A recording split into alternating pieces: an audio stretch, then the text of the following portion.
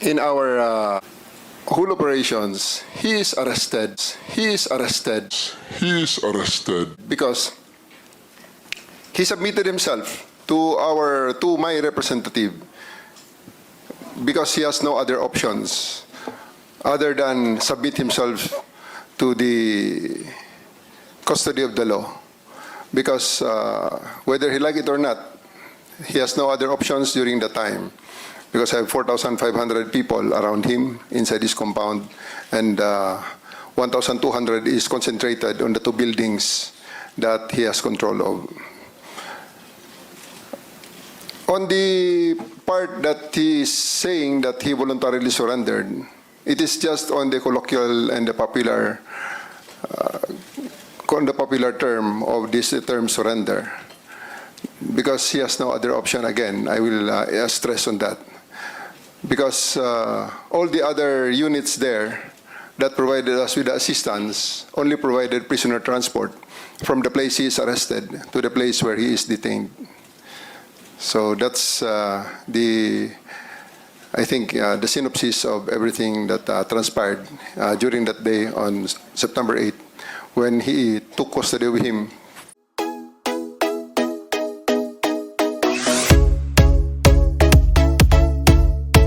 Ngayon po, tungo tayo sa ating law enforcement naman. So kung maaring matanong ko naman muna si General Torres, sir.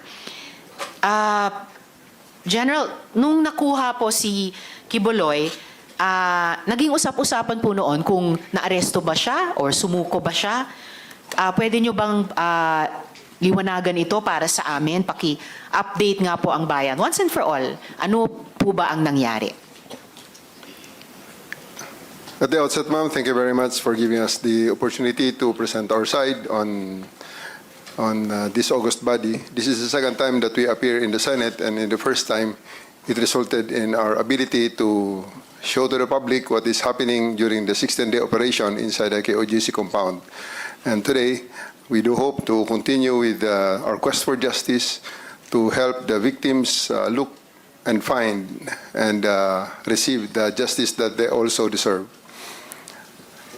Regarding the arrest of Mr. Quiboloy, in all intents and purposes, in our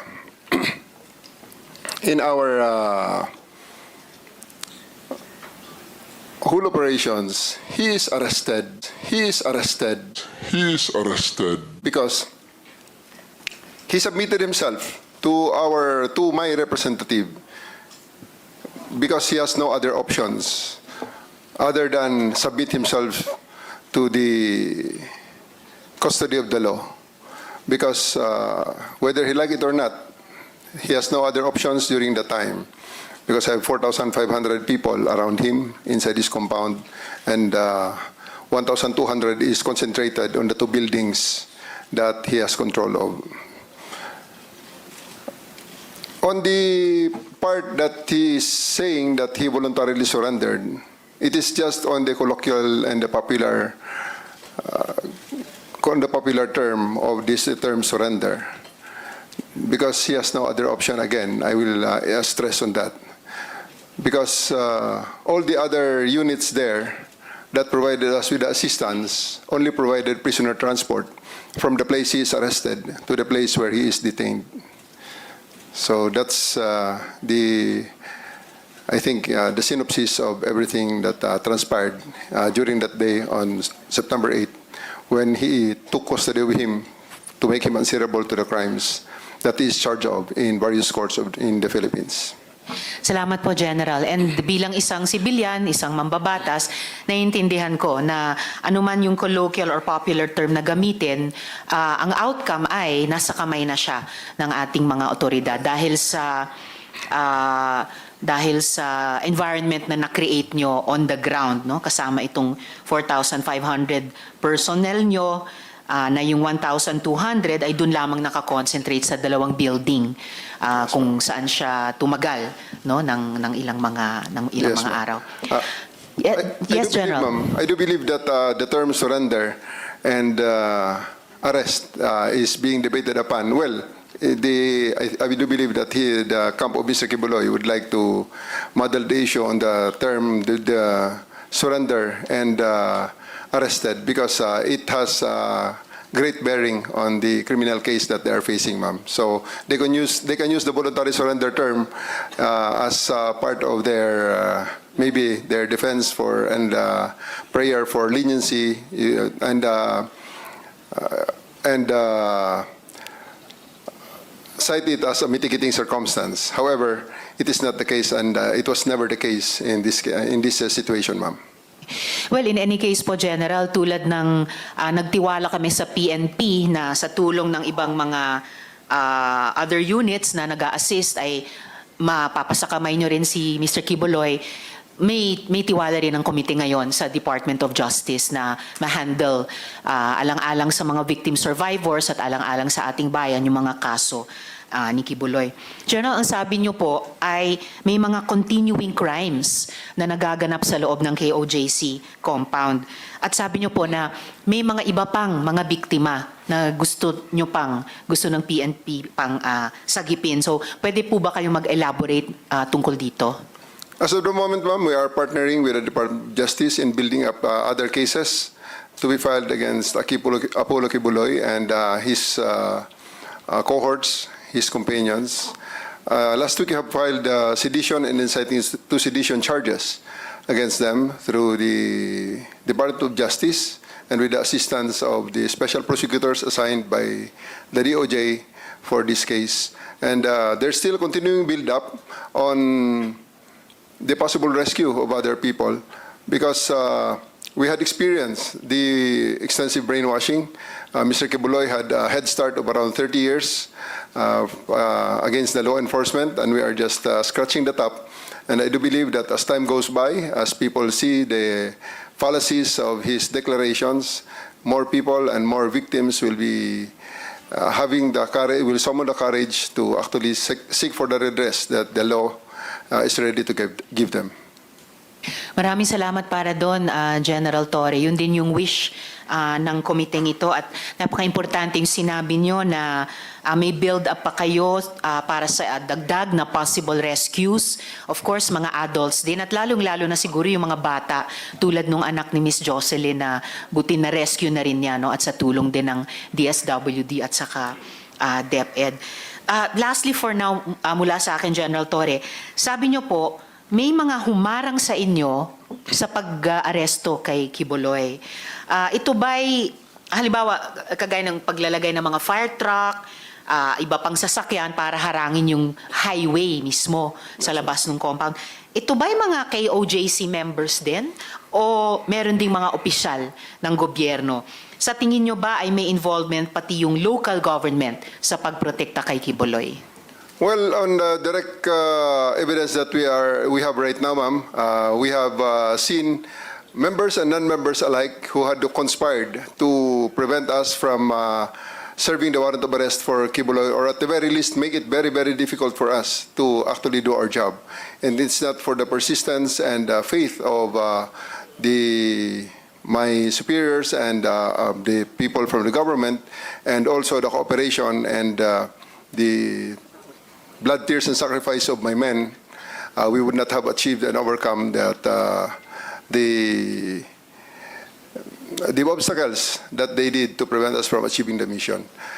We had experienced roadblock after roadblocks, and in the pressures, especially considering that the compound is very large and the only coverage that we have there is the SMNI, to which we are actually asking YouTube to take down, considering that it's being used to protect a fugitive not only from the Philippines, but also a fugitive of the laws of the United States. So we're asking YouTube to actually take down the channel of SMNI and also Facebook for them to prevent from using those social media platforms as leverage for their illegal activities and criminal activities, basically. And at this juncture, ma'am, I would like to thank the Senate for giving us this chance to show to tell our story, the side of the story, hoping that this is a hearing in aid of legislation, and I do hope that legislation will really be passed to help us and again give leverage to the law enforcement, because I can really feel that in the 6-10-day operation, we have reached the limits of the law, and we have really tested the limits of the law there. And I do believe that we still did everything within the bounds of the law, however difficult it may be. And I do believe that it's time that we also try to adjust the law in the hope that it will be more responsive to the needs of the time. Because if we only listen to all those telling us that, especially the lawyers of Pastor Quiboloy, telling us that we are doing things illegally because for 16 days we stay there without a search warrant, citing that the use of the warrant of arrest as basis of our search, and stay there in the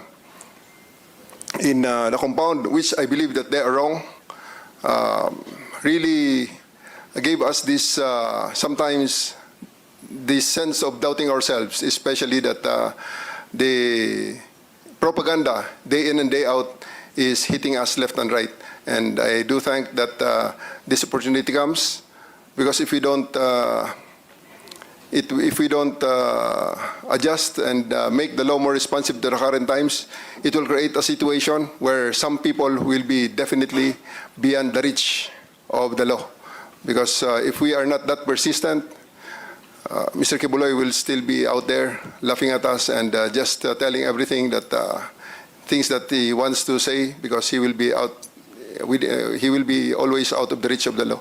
So thank you very much, ma'am, for giving us this opportunity to be part of the crafting of more responsive legislation, so that we can be better and more effective in our law enforcement and in the assistance and in the implementation of the processes of the laws of the land. Thank you, ma'am. Thank you also, General. And in fact, hindi lang ang Senado, pero iba pang mga institusyon at organisasyon ay nagpahayag ng suporta sa inyong law enforcement operation noong mga linggong iyon. Halimbawa, yung Integrated Bar of the Philippines, Davao. Kahit paglabas ng isang desisyon ng korte doon din sa Davao, inaffirm ng IBP Davao na valid pa rin yung operation ninyo in order to effectively serve the warrant. And yes, kahit tatlo lang kaming miyembro ng komite o ng Senado ay nakadalo ngayong mabagyong araw, pero lahat po kami, yung chair, si majority leader, si minority leader, ay may nakikita talagang halaga nitong pagdinig natin at yung mga partisipasyon ninyo na mga katrabaho namin sa gobyerno in aid of legislation. At may mga tinutukoy talagang mga lumang batas na baka kailangang amyendahan o mga bagong batas na kailangan nating ipasa. Lastly, General Torres, for now from the chair, ang CIDG po ba tumitingin na rin sa alleged killings na allegedly iniutos ni Quiboloy? Yes, ma'am. Given the chance, we will be presenting the results of our initial investigation. For the past 1 month that I'm designated as head of the CIDG, I continued what I started in Region 11, and we are ready to present to this August body and to the public the link analysis and diagram that we had prepared with the accounting of the personalities, including the incidents, including those that were mentioned by the witnesses who spoke before me, ma'am. I see. General, prepared ba kayo maghain ng ganitong kahit broad strokes kung ano yung pinaka-importanteng mga initial results ng inyong investigasyon nitong nakaraang buwan, pati yung link analysis, or ano ba yung maaari nyo nang at pwede nang ibahagi sa komite? Yes, ma'am. We can show you just one slide, which is Yes, sir. Please the collection of, which is basically the simple result of our validation and collation of the information that we have right now, ma'am. It's on the processing, and I will be asking my regional chief of the Regional Field Unit 11 of CIDG to show to us the single slide of the link analysis. Salamat, General. Sir, nakapanumpa naman din kayo kanina, ano po? Yes, sir. Yes, ma'am. If you could, sige po. Handa na po yatang yes, ma'am. While they are i-upload. preparing that, ma'am, this is still a work in progress, and as time goes by, we do believe that there's even a possibility that the Senate and congressional investigation on the EJK will intersect with each other. I see. So there's Well, that's very important. Para sa kaalaman ng lahat, ang investigasyon naman ng Senado sa ilalim ng Blue Ribbon Committee ay magsisimula naman po sa Lunes, 28 nitong buwan, at ang magpapangulo ay si Minority Leader Senator Coco Pimentel. yes, ma'am. It's part of his. The link analysis will cover around 30 years from the start up to the present that we know based on the declaration of various witnesses. There may be times that things will be for validation. The danger is only libel. Maybe so that's why I ask my personnel to redact the Yes, sir. link analysis, remove the names. Apo. But rest assured that without the reduction, there will be actual names that will be given in there. Very that well will taken, General. That will include victims who were already killed, who had died, and that will include the witnesses that you have just heard today and how they are positioned in the network of Mr. Quiboloy. Wala pong problema sa redaction, General Torre. Isa sa mga best practices din na ginagawa ng aming komite kapag hindi pa pwede o dapat ilabas ang anumang dokumento. Yes, ma'am. Thank Of you, course, we also this is a from our standpoint, this is a two-edged sword. This will give Mr. Quiboloy the idea on how far we are in the investigation of his organization. But also, we are presenting this to the public, hoping that to show the public and the potential, especially the potential victims, the other victims who have not yet spoken, have not yet surfaced, to have the courage to believe in us that we are actually in the correct path to the total investigation and comprehensive investigation of the organization of Mr. Quiboloy and his eventual delivery to the Bar of Justice of this land, ma'am. General, magtitiwala po ang chair sa judgment nyo Yes, ma'am. kung ano ang tingin nyo dapat at pwede nyo nang isa publiko without telegraphing any of your punches sa defense team ni Mr. Quiboloy. Yes, ma'am.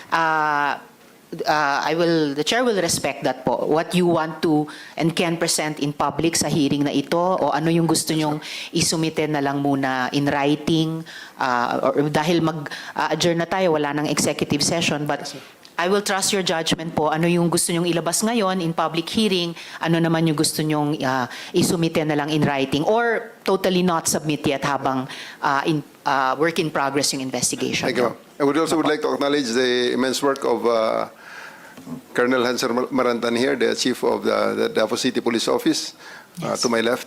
Yes. They had been working closely with Colonel Jean Licod, my regional chief of the regional Field Unit 11, under the direction of our chief PNP. Who had given us the instruction to really focus on this operation. Please, we only use please only flash the Jean. Pakibantayan mo na lang yung link diagram lang. Or ano po yung alam ninyo o ng PNP o natuklasan sa Angels of Death? Na-identify nyo po ba ang mga miyembro ng grupong ito? At saka, meron bang mga government officials o workers na involved sa grupong iyon? Ikaw sasagot. Ma'am, that will be the contents General of the contents of our link diagram that will be presented later on. All right, And thank you, General. also, ma'am, maybe it's just hindi lang na-mention ni Colonel Marantan. The investigation has already extended out of the country. Colonel Marantan has just arrived from Europe, from Austria in particular, interviewing the pastorals that are already based there. So the investigation is not only limited in the Philippines now.